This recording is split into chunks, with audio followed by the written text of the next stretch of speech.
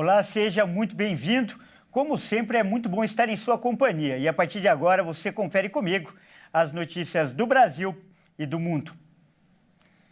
E olha só, um levantamento realizado pelo Instituto Data Favela mostrou que quase 40% dos moradores das comunidades do Rio de Janeiro têm negócio próprio, mas mais da metade não tem um CNPJ formalizando essa existência. A falta de incentivo financeiro e a informalidade ainda são grandes desafios. De acordo com o estudo, entre aqueles que não têm um negócio próprio, 22% têm a intenção de começar a empreender nos próximos 12 meses. Para 55%, conseguir capital para investir em seu negócio é um outro obstáculo frequentemente enfrentado por esses empreendedores, seguido pela gestão financeira do negócio, 25%, e falta de equipamentos.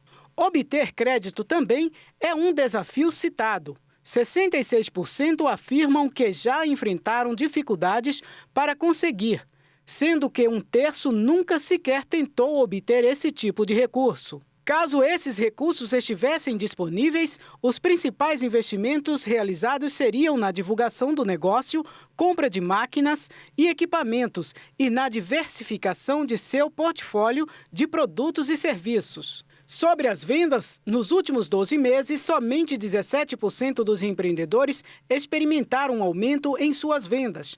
48% sentem que não houve alteração e 35% que houve diminuição.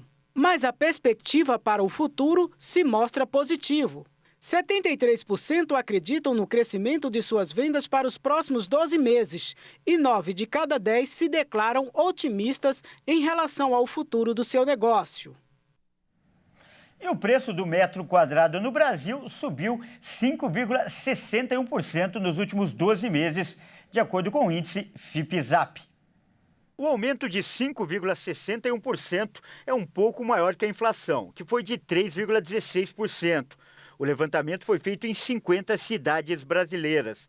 E, de acordo com o índice FIPE-ZAP, o preço médio calculado para os imóveis anunciados para venda está em R$ 8.548 por metro quadrado.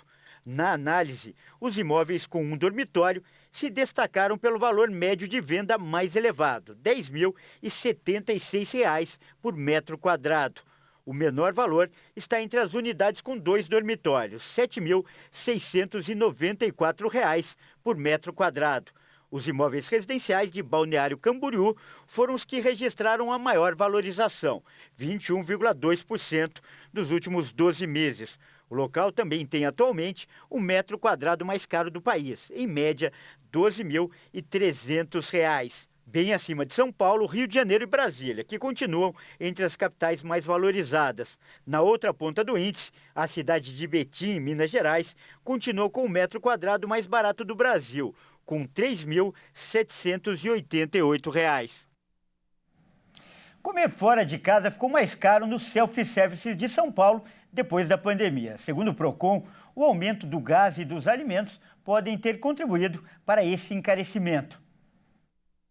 O levantamento do Procon apontou que está cada dia mais caro comer fora de casa em São Paulo. Os preços nos self-services do município seguem subindo desde o início da pandemia. Em junho deste ano, o preço médio da comida por quilo ficou em R$ 79,47 na capital paulista, uma alta de 38,1% desde janeiro de 2020, quando o órgão de defesa do consumidor começou a fazer a pesquisa. O Índice Nacional de Preços ao Consumidor no mesmo período acumulou alta de 26,36%. Em relação ao valor médio de junho de 2022, R$ 71,91, o preço médio da refeição self-service por quilo subiu 10,5%.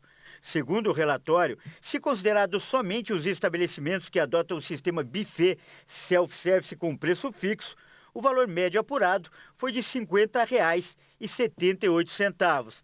E se considerados os restaurantes que oferecem o prato feito, o valor médio foi de R$ 30,69. E a venda de medicamentos genéricos cresceu no primeiro semestre de 2023. Esse, aliás, é o segmento que mais cresce na indústria farmacêutica brasileira. A Associação Brasileira das Indústrias de Medicamentos Genéricos informou que a venda desses remédios cresceu 3,67% no primeiro semestre de 2023, em relação ao mesmo período do ano passado. Entre janeiro e junho deste ano, foram comercializadas 979 milhões e 400 mil unidades de medicamentos genéricos. No mesmo período do ano passado, foram 944 milhões e 700 mil. As vendas de genéricos da indústria para o varejo movimentaram 8 bilhões e 800 milhões de reais somente no primeiro semestre deste ano, o que representa um desempenho 16,5% superior ao verificado no mesmo período de 2022, quando foram movimentados 7 bilhões e meio de reais. Os genéricos custam no máximo 65% do valor dos produtos de referência. Com isso, nos 6 primeiros meses do ano, a economia com a venda dos genéricos foi de 19 bilhões e 600 milhões de reais. E em 2022, a economia havia sido de 17 bilhões e 200 milhões de reais. A venda total de medicamentos no país caiu 0,64%, de 2 bilhões e 690 milhões de unidades no primeiro semestre de 2022 para 2 bilhões 680 milhões até junho de 2023. Os medicamentos que não são genéricos tiveram queda de 2,97% nas vendas. E as farmácias já podem fazer exames de análise clínica. Dengue, colesterol total e hepatite estão entre os testes liberados nos estabelecimentos. A Agência Nacional de Vigilância Sanitária aprovou a atualização de uma norma que agora permite que as farmácias realizem exames de análises clínicas. De acordo com a entidade do setor farmacêutico, são pelo menos 47 testes que vão poder ser realizados nos estabelecimentos. Os exames são todos os que têm coletas de sangue, urina, fezes e secreções. Até então, a Anvisa liberava a realização somente de testes de Covid-19 e de glicemia nas farmácias. A nova regra já começou a valer e os laboratórios vão ter um prazo de 180 dias para adequação. A atual resolução leva em consideração a evolução do setor de diagnósticos e afirma que a norma anterior ficou defasada frente à nova realidade tecnológica. Segundo a Agência de Vigilância Sanitária, desde 2019, foram realizadas audiências e consultas públicas para rever a decisão tomada em 2005. A Anvisa informou que, nesse período, foram desenvolvidos novos equipamentos, tecnologias, metodologias e processos tecnológicos que propiciaram mais agilidade aos exames de análises clínicas e maior segurança aos pacientes. Além disso, essas inovações ampliaram o acesso da população ao diagnóstico clínico. Os testes oferecidos devem atender os critérios da norma para que sejam realizados em farmácias. De acordo com a Anvisa, ainda não há uma lista pré-definida de todos os exames atendidos. E fazer atividades físicas logo após comer pode trazer muitos benefícios para quem sofre de diabetes. É o que mostra um estudo feito nos Estados Unidos. Por acaso você é daqueles que após as refeições já retorna imediatamente ao trabalho, sentado à frente do computador, ou fica largado no sofá, apenas descansando? Saiba que depois do café da manhã, almoço ou jantar, é sempre bom fazer alguma atividade física se quiser diminuir o risco de diabetes, obesidade e doenças cardiovasculares. O endocrinologista Cleiton Macedo, que coordena o Núcleo de Endocrinologia do Exercício e do Esporte do Hospital Israelita Albert Einstein, incentiva a prática de exercícios e explica os benefícios da atividade após a refeição no controle glicêmico de pacientes com diabetes tipo 2. Quando nós aumentamos o gasto energético através do exercício físico depois de uma refeição, a gente otimiza esse estado e a gente consegue diminuir não só a glicemia, como outros fatores de risco. Por exemplo, os níveis de lipídio, de gordura no sangue, de colesterol e de triglicerídeos, a própria pressão arterial.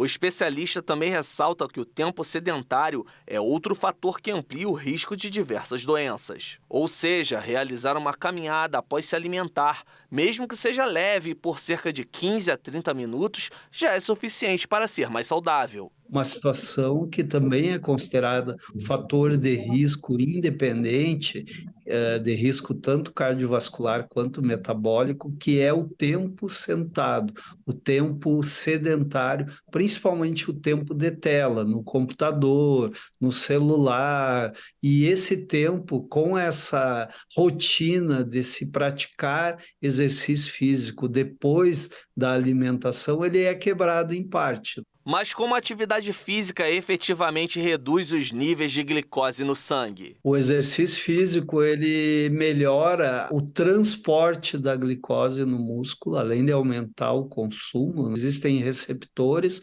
onde o hormônio, que é a insulina, que vai regular a entrada da glicose, do açúcar no sangue, esses receptores eles se ligam à insulina. Quem faz exercício físico tem melhora da ligação desses receptores com a insulina. Um temor comum para pacientes com diabetes que fazem exercícios e usam insulina para controlar a glicose é a hipoglicemia. Durante o Congresso norte-americano, os cientistas defenderam a prática de exercício físico alimentado. Oferecer snacks, né? Pequenas porções de exercício físico ao longo do dia. Isso otimiza o controle metabólico. Mas os benefícios para a saúde não são restritos às pessoas com diabetes que fazem caminhada depois de comer. Segundo o endocrinologista, indivíduos que não têm a doença também encontram vantagens na prática de atividade física após as refeições. Macedo orienta sobre a frequência ideal de exercícios e sua intensidade. O ideal, então, é que se pratique 150 minutos de exercício aeróbio de moderada intensidade. Esses 150 minutos eles podem ser subdivididos em 3 sessões de 50 minutos ou 5 sessões de 30 minutos. Como alternativa do exercício aeróbio, hoje nós estamos estimulando também o que nós chamamos de HIIT, que é o exercício intervalado de alta intensidade. Esse tipo de exercício o indivíduo poderia fazer 75 minutos por semana. E veja a seguir, estudo mostra que viver sozinho pode fazer mal para o cérebro. E você vai ver também, o Unesco alerta que Veneza está em perigo. Nós voltamos já.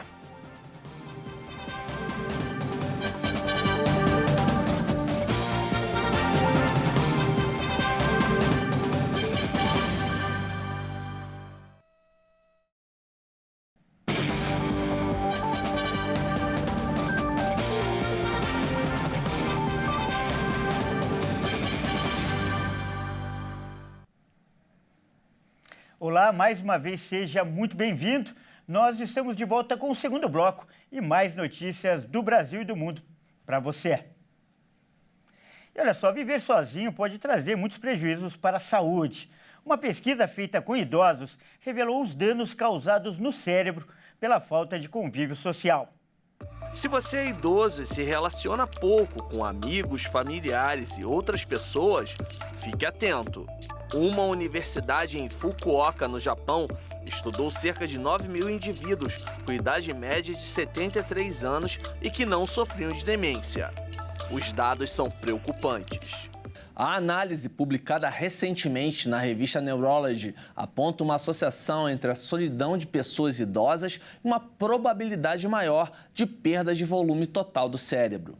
Com o encolhimento do órgão, algumas áreas podem ser afetadas e levar à demência. Segundo especialistas, o isolamento é um problema crescente para os adultos mais velhos. Ou seja, manter o contato social poderia ser uma forma de desacelerar o declínio cognitivo em idosos. Os mais solitários apresentaram ainda menor volume no hipocampo e amígdala, que desempenham um papel na memória e são afetados pela demência. A neurologista Carolina Gomes explica os resultados obtidos pelo estudo. É uma pesquisa que vem estudando tanto neuroimagem, função cognitiva, através de testes com esses indivíduos. Eles perceberam que idosos que tinham menos contato com outras pessoas, eles tinham essa redução tanto do cérebro global como de algumas outras áreas, especialmente relacionadas à memória. Esses pacientes, eles também têm maior risco de depressão e eles têm também maior risco de pressão alta, de diabetes, de alterações cardiovasculares, que a gente chama, fatores de risco cardiovasculares aumentados. Os pesquisadores constataram que os sintomas de depressão também causam danos ao cérebro, mas em menor escala. Os sinais depressivos representam cerca de 15% a 29% da associação entre isolamento social e perda de volume cerebral.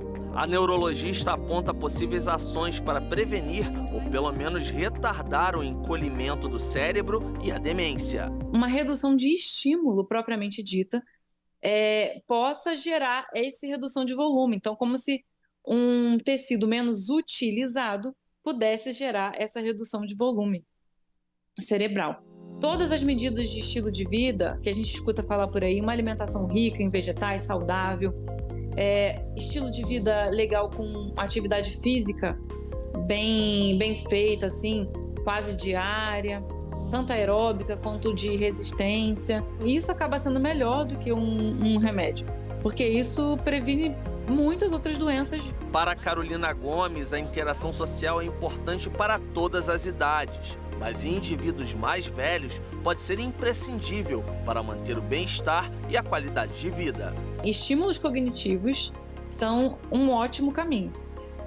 Lembrando que o estímulo cognitivo mais legal, assim como a atividade física, é aquele que você faz. Seja ele aprender um novo instrumento, aprender uma segunda língua, que inclusive tem bastante estudo como estímulo cognitivo, esse aprender uma segunda língua, aprender até atos motores, uma atividade nova, que seja dança. Eu acredito que inserções inteligentes do idoso para que ele se torne cada vez mais ativo na sociedade seja o melhor caminho.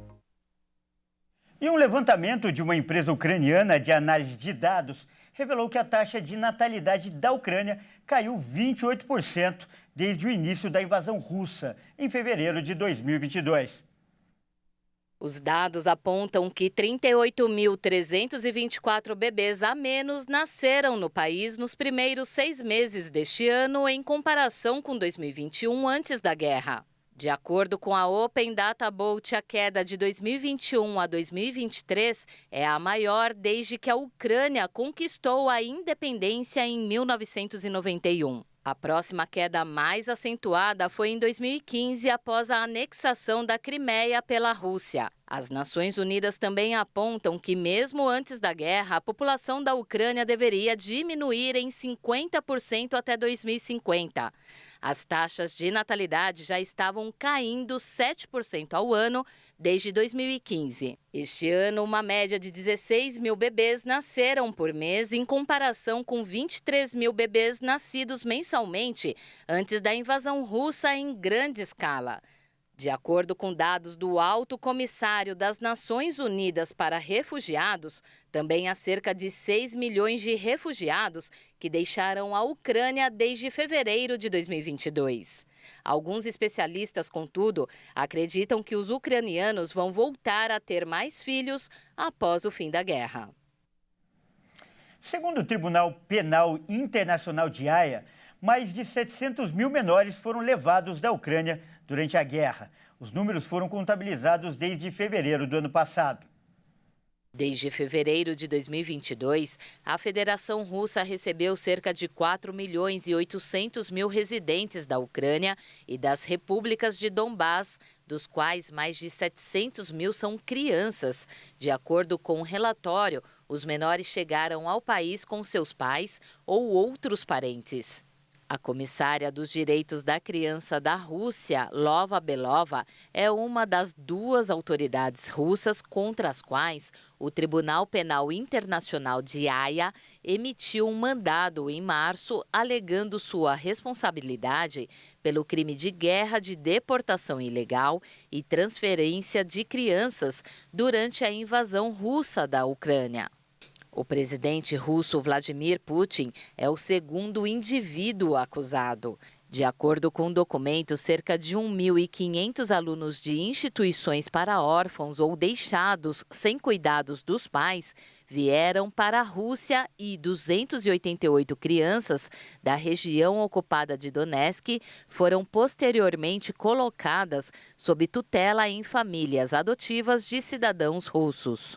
As crianças da República Popular de Luhansk retornaram às suas instituições, mas posteriormente 92 menores deixados sem cuidado parental, a pedido dos órgãos autorizados no campo da tutela e tutela da República, foram colocadas sob tutela em famílias adotivas russas.